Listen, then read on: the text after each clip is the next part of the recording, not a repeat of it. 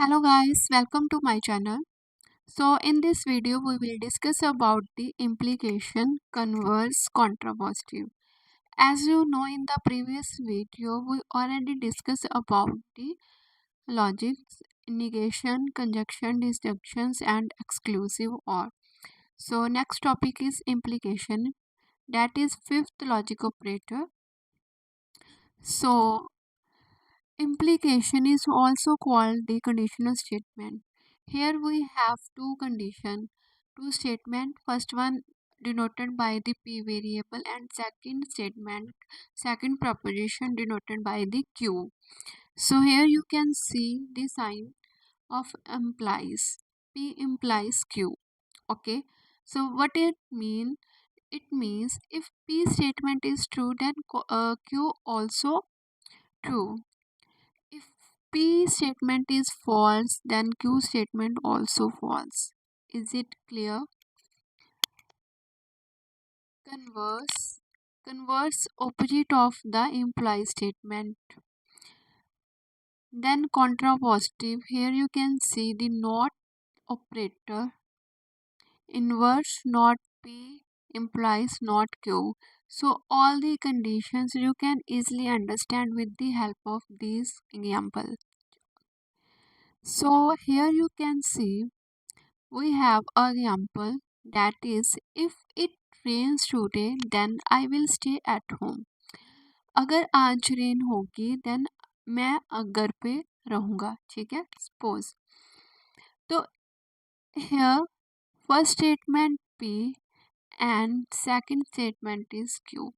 Okay, so if a P statement is true, then here you can see it also positive, it's also true. So it represent the implications and conditional statement. Is it clear? So next one is the converse, that is opposite of the implication statement. So how you can write this statement? So here you can see Q imply P.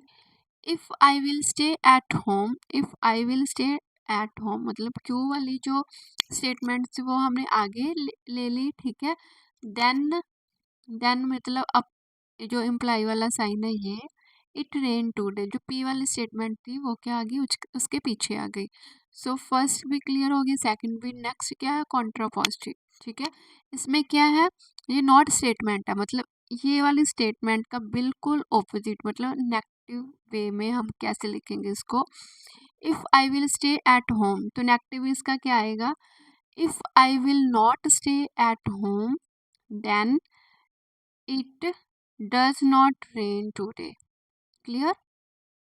Next one is inverse. Inverse क्या है, same first statement जो हमने ली थी implication statement, उस वाली statement को हमने negative बना दिया. कैसे, if it rain today, if it does not rain today then I will, यहाँ पे हमने क्या लगा दिया, not stay at home. I hope so you will easily understand these prepositions with the help of these four examples. Okay, so next we will follow some facts. First one is implications and contrapositive both are the equivalent.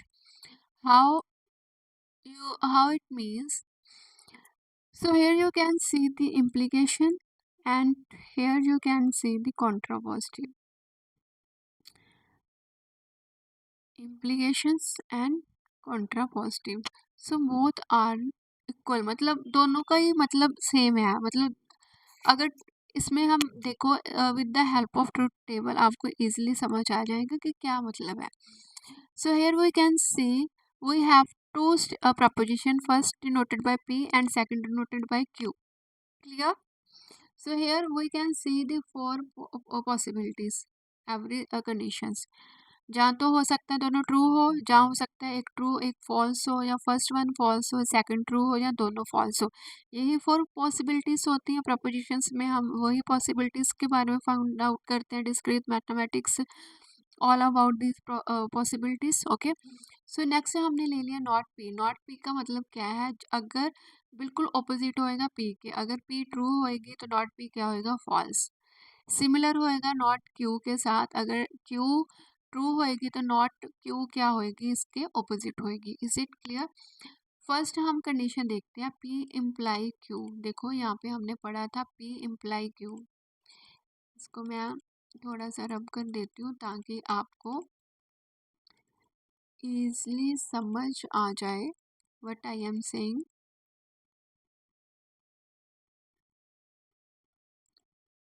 Okay okay, so here you can see the first condition how it is. Here you can see the variable p and q, मतलब हम जो statement लेंगे वो based होएगी इन दोनों statement के ऊपर, ठीक है। देखो हमारे पास फर्स्ट क्या है, ट्रू, देन सेकंड स्टेटमेंट क्या है, ट्रू। अगर दोनों स्टेटमेंट ट्रू होएगी देन थर्ड क्या होएगी, ट्रू। अगर फर्स्ट वन ट्रू होएगी सेकंड फॉल्स होएगी तो वो क्या होएगी, फॉल्स। अगर फर्स्ट फॉल्स होगी मतलब दोनों में से अगर कोई भी फॉल्स होएगी देन वो क्या हो जाएगी, मतलब उनमें से एक अगर फॉल्स होएगी, मतलब फर्स्ट अगर ट्रू होएगी सेकंड फॉल्स होएगी तो फॉल्स होगी, और बाकी वाले केसेस में क्या होएगा कि वो ट्रू होगा, ठीक है। देन क्या है, क्यू एंड पी, मतलब इस किसको डिनोट कर रही है, ये जो कन्वर्स है, ठीक है। कन्वर्स में हमने क्या पढ़ा था, if I will stay at home then it rain today, मतलब क्यू वाली जो स्टेटमेंट थी उसमें हमने आगे कर ली और जो पी वाली स्टेटमेंट थी वो क्या होगी, पीछे होगी, ठीक है। तो इसमें देखो सेम,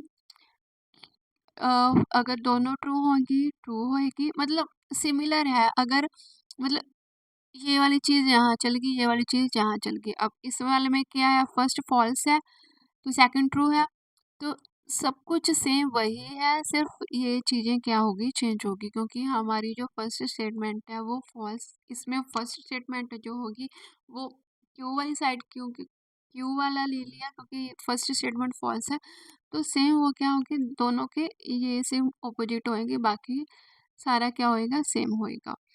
देन आगे क्या पढ़ा था हमने, कॉन्ट्रा पॉजिटिव, दोनों नॉट, मतलब फर्स्ट स्टेटमेंट जो थी वो भी नॉट होएगी और सेकंड भी नॉट होएगी, ठीक है।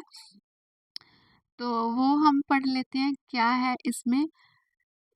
ध्यान रखना है यहाँ पे हम क्यू को पहले लेंगे और पी वाले को बाद में।